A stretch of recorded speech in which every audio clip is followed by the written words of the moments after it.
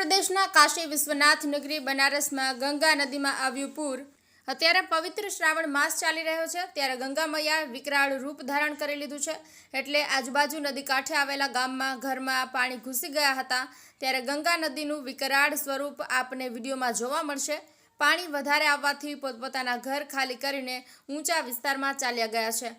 પાણી આવવાથી ઘણા લોકોને નુકસાનીનો સામનો કરવો પડ્યો હતો। જગદીશધામ આશ્રમ ડોમરી પડાવ આશ્રમે 6 ફૂટ પાણી આવી ગયું હતું। પૂર્વ પ્રધાનની સ્કૂલમાં પણ પાણી ઘૂસી ગયું હતું। તેના કારણે સ્કૂલમાં રજા જાહેર કરી હતી।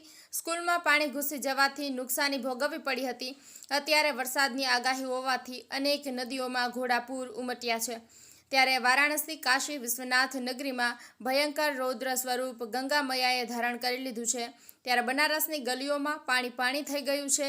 મણિકર્ણિકા ઘાટ, નમો ઘાટ, 84 ઘાટ બધા જ ડૂબી ગયા હતા। ગંગા મૈયાનું રૌદ્ર સ્વરૂપ જોવા મળ્યું હતું।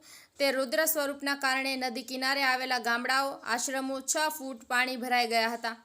ત્યારે જગદીશ આશ્રમ ડોમરી પડાવ કે કથા વાંચિકા સાધ્વી નંદિની સરસ્વતી પટેલના માધ્યમથી વિડીયો પ્રસારિત કર્યો છે।